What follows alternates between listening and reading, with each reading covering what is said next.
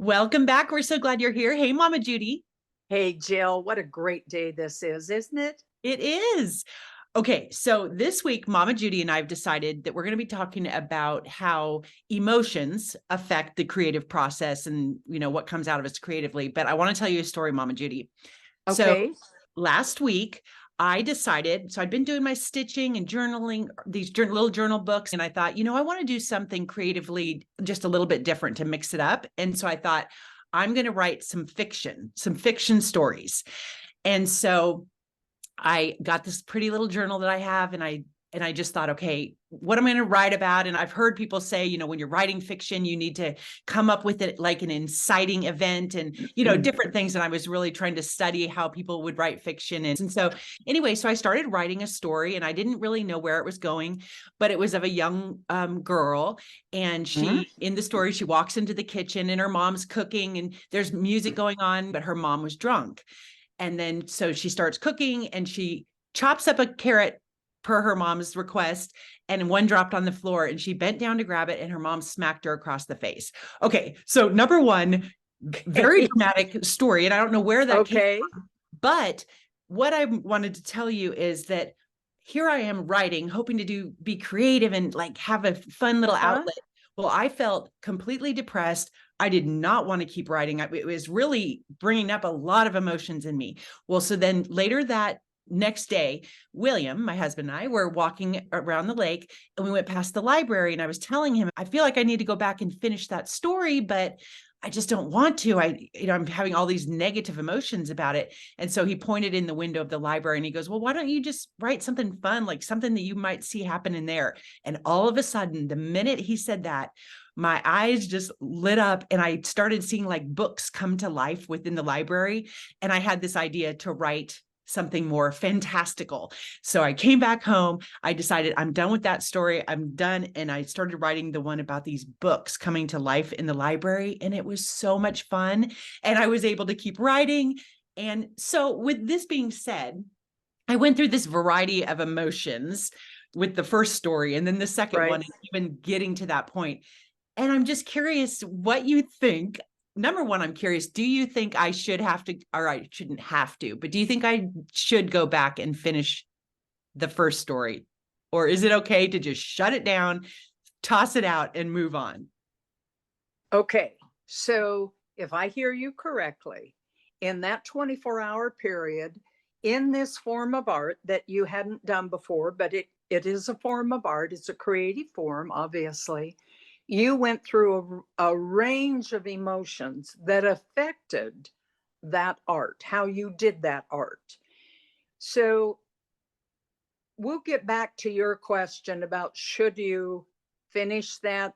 But I want to just say that in general, it doesn't matter what form of art we are using, what medium we're in, our emotions definitely affect that. And I'm thinking about I'm listening to you, but I'm also realizing that over the last month, I've heard, you know how you read the people you follow, you read their comments on on Instagram. Mm-hmm. And I've heard things like, I usually do bright colors, but I've been feeling very gloomy recently. And so I've gone to the more neutral gray, dark things. Or somebody will say, normally I use the gray tones. I like the shades of gray and black, but this week I've gone to color. Well, I will bet you at the bottom of all of that is the emotion of the person. And if you think about it, emotions are energy, and that energy gets transformed into art. It comes out in our art. And in fact, people that look at art, that buy art, that collect art, whatever, they do it based on emotion. Haven't you ever heard or done it yourself? I love that painting. Oh, that I just love that. Well, that's an emotional response to what you are seeing.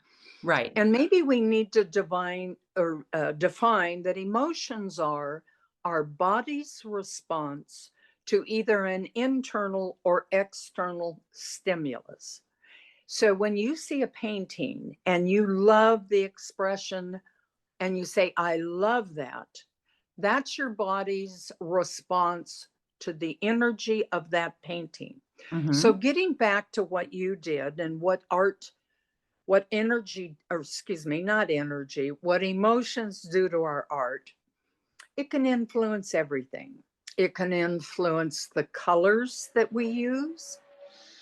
You're happy, so you use bright colors. You're in a more gloomy mood, melancholy for whatever the reason, you might pick up a darker piece of fabric.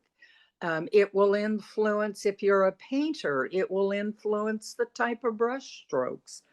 Think anger. Anger, if you're painting, are big, aggressive brush strokes. Bold. Yeah. Bold. So it can influence the types of materials. I've even known, I had a friend who, when she painted and she was angry or in a bad mood, she would take things like, oh, what is it? Not, it's a texture, like plaster of Paris, anything Mm-hmm. like that. And she would throw it at the painting. So, yes, emotions can affect everything in our art. It can even affect whether or not we feel like sitting down and doing our art. Right. Well, and one thing too, real quick, when you said, Van Gogh, Starry Night, I've Yes, heard yes. that when he created that, now it's a known thing that he really struggled with some mental health issues. And I've heard that he painted that while in a mental asylum. And I know, like, if you look at it with the swirling skies, and if he was feeling, anxious or whatever, I mean, it's such a beautiful piece, but it's interesting to think about what sort of emotions he was doing when he created that. And the same thing with that famous painting called The Scream. Do you know I'm not, the big mouth? It's the big oh, gaping mouth. yes, It's called The yes. Scream. It's very famous. I think what's the guy's name? Edward something. But same, he experienced in his life a lot of anxiety and terror. I don't know what all that was from in his life, the terror, but I've heard that was sort of like his emotions. That's what he was painting. It was like he was putting that out on the paper or on the canvas. And that's exactly what we do. No matter what form of art we are using, we put our emotions into it. So obviously, your emotions are going to affect the outcome. Now, we talked about a painter like Van Gogh's brush strokes. You can see those brush strokes. Um, um, just lost my train of thought, friends. So it does affect it. Your emotional will not only affect how you put it down or translate it into your medium, Mm-hmm. but whether the flow comes easily or is constricted. So that's one way, or multiple ways, that emotions affect our art. And we've already touched on the fact that people buy and respond to art based on their emotions. So if you look at a piece of art, and we'll just take painting because it's easy to visualize. Mm-hmm. You've got a painting, and there's two sets of emotions that go into that. You've got the emotions that go into it from the painter. You've got the emotions that go out of it to the receiver. And Mm-hmm. you and I can stand by the same painting and not have the same emotional response to it. And I've had that happen when Jack and I have gone someplace. I will fall in love with something and he'll go, not so much. Right. So again, it's emotions are definitely a strong part of any creativity. And I love the woman that I saw on Instagram that said, oh, I've really been feeling happy this week. I'm going to use bright colors. Right. And so if you run into a situation like you did, I I think I think what I would recommend is go ahead and finish it. See where that goes, because that's an authentic response to whatever you were writing. That came from inside you. That was not somebody else's interpretation.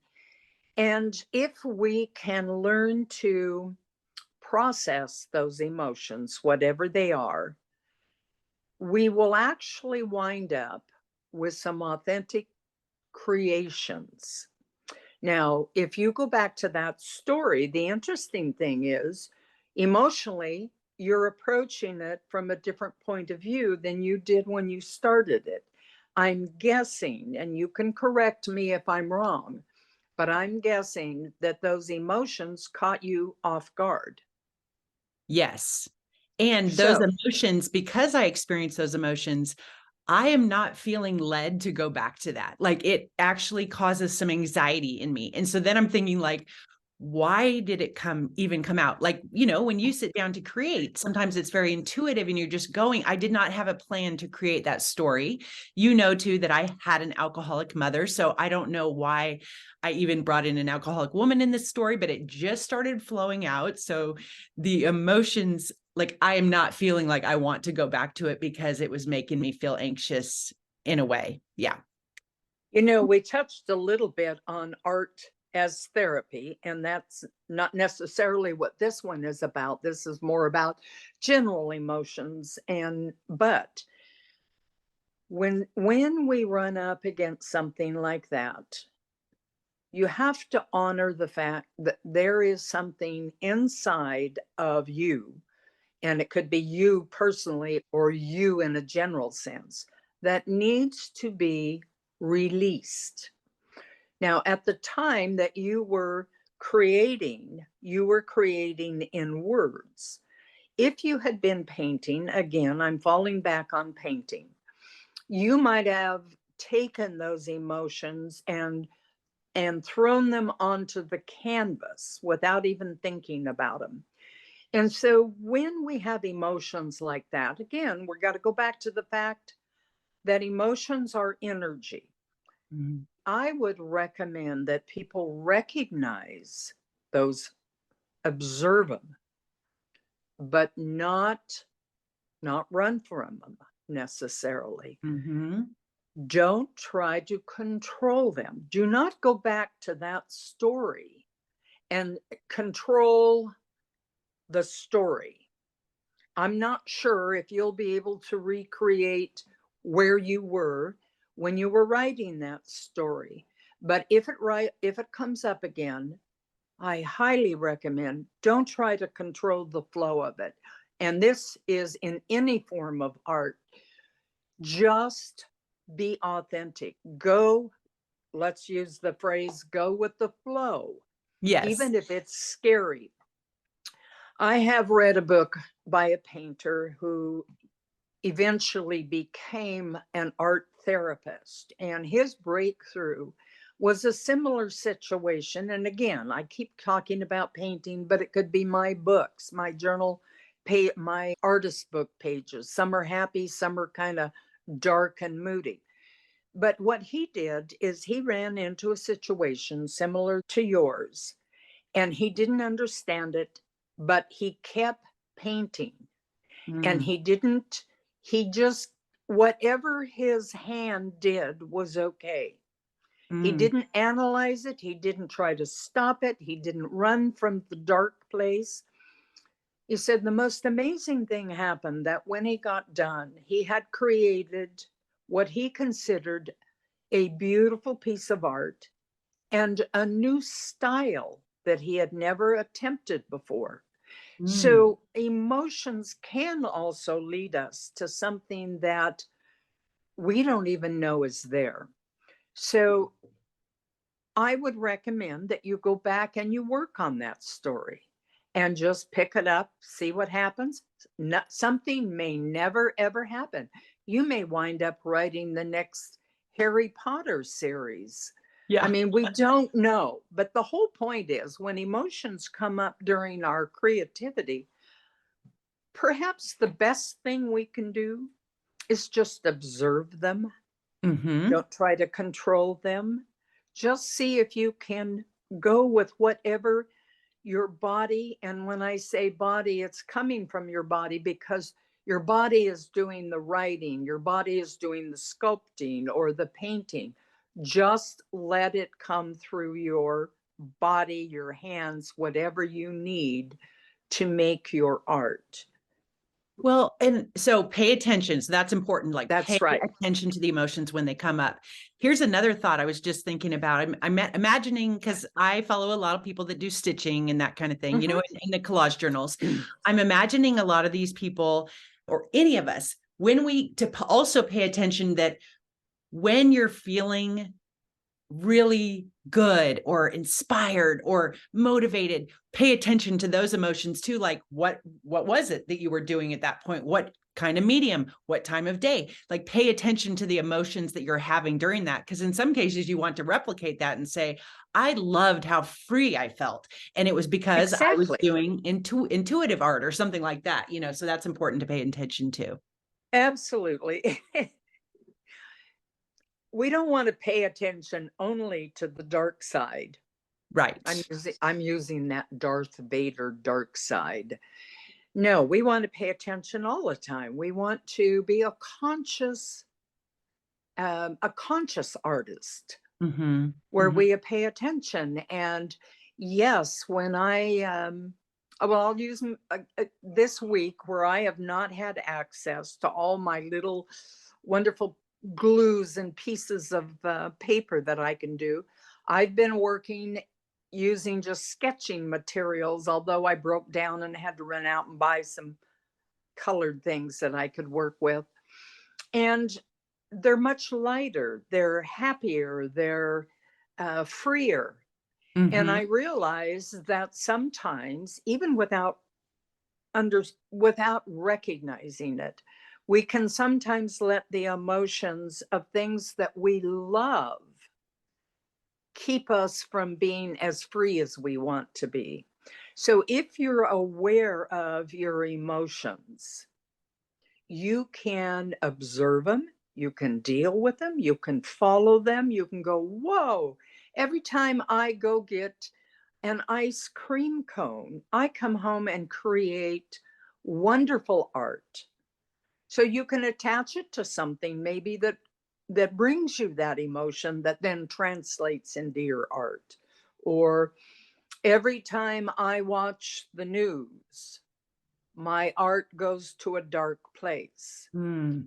Then maybe you don't want to watch the news as much. Right. So all of those things at the basis of our emotions, if we can just observe them, that will help tremendously.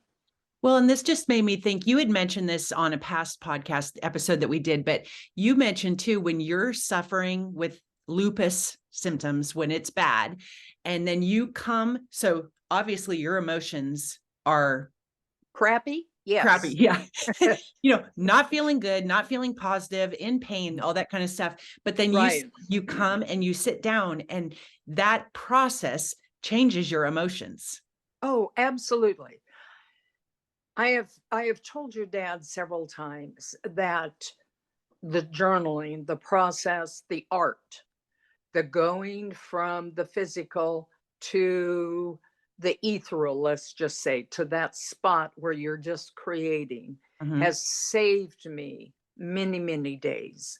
And so, yes, I I come, let's just use that as an example, because pain is not, and emotions are not always um, just a reaction to something like the news. They're also a reaction to what's going on in our body. So I come from a place of pain.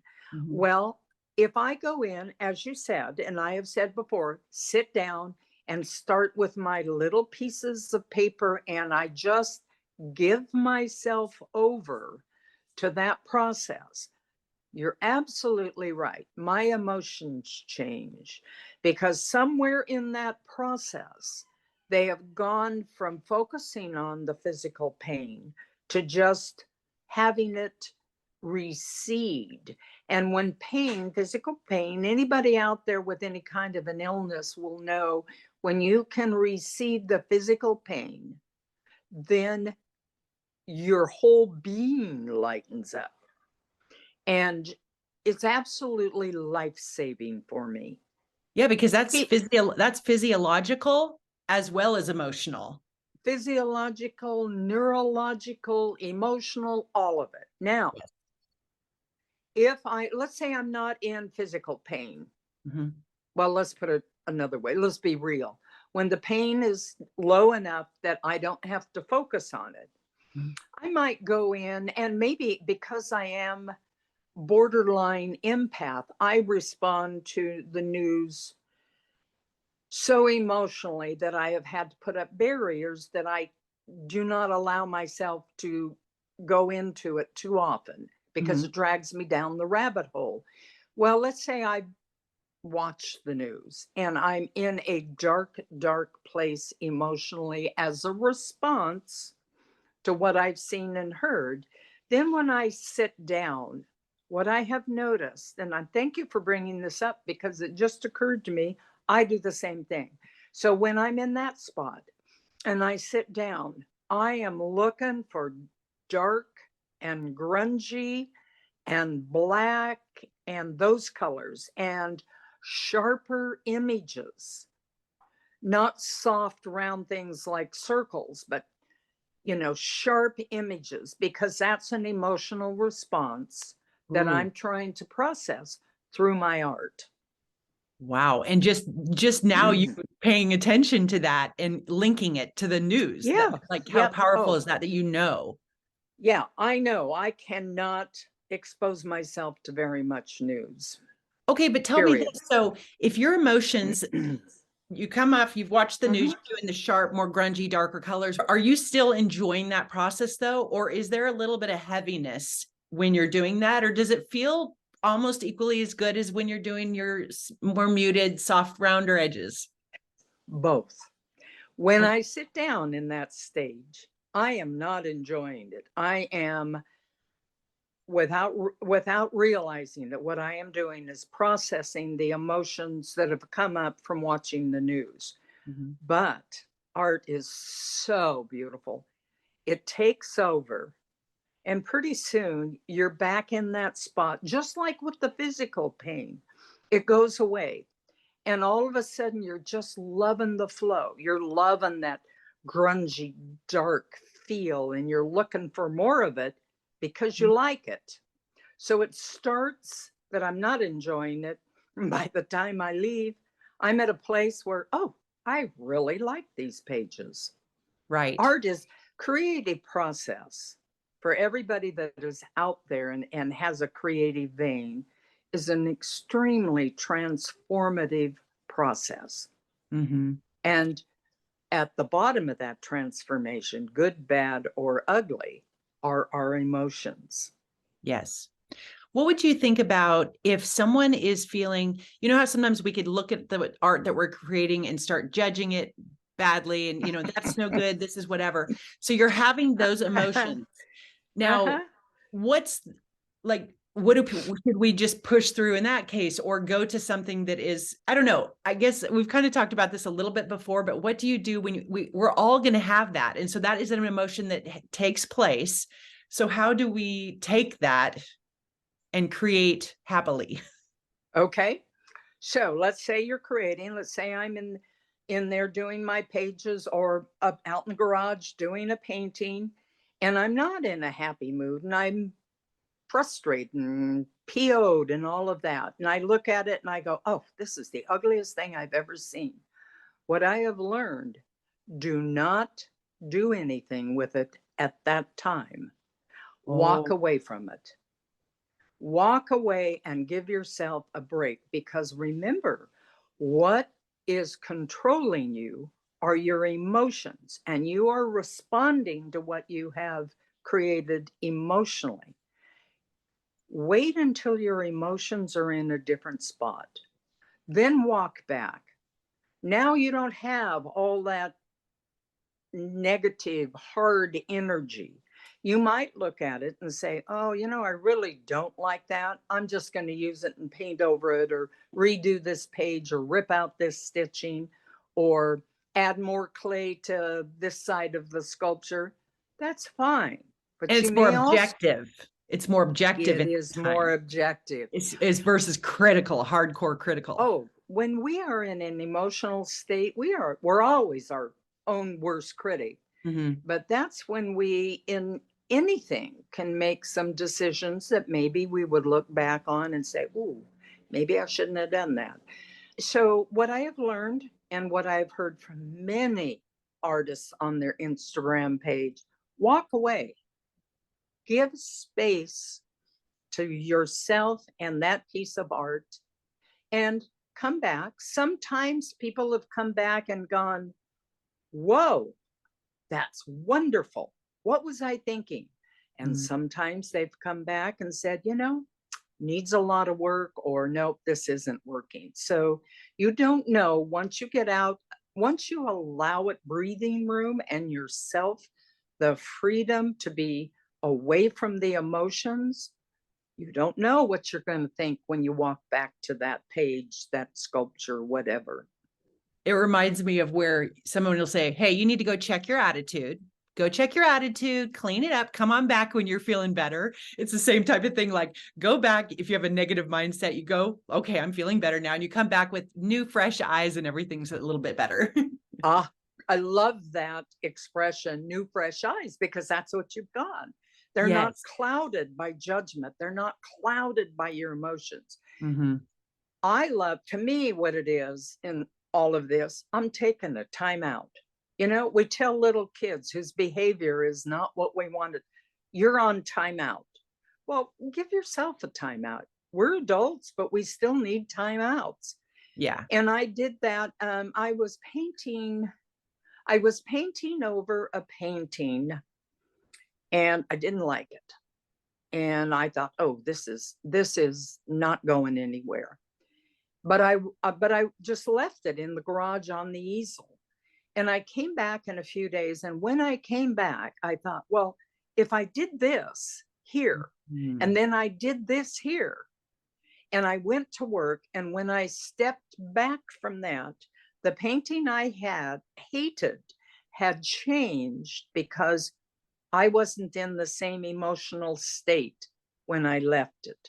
And Yeah. my creativity, my creative mind saw it differently, saw Mm. the potential of it. Yes. And on the flip side of giving ourselves a timeout, this just made me think about, we're kind of talking about, take a step back, but also honor yourself by when you're having emotions that you're having so much fun, you're just loving it, you're in the zone, then make time for yourself. Make time for Absolutely. yourself so that you're not just letting these be in the fringe moments of your day, the leftover scraps. Like, make specific time for yourself to be able to create and have these wonderful emotions around art. Absolutely. In fact, I think they're both important. One, the light, the dark, we need them both. Yeah. You don't see the things in the light without some dark.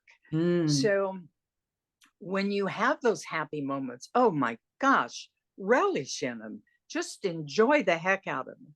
But when you have those times that you're not happy, or things come up, or it's not working and you're frustrated, don't run from it, and don't honor the fact that there's a purpose for it. Because I truly do believe in all of this, there is a purpose in what we do. And I'm going to go back to your story.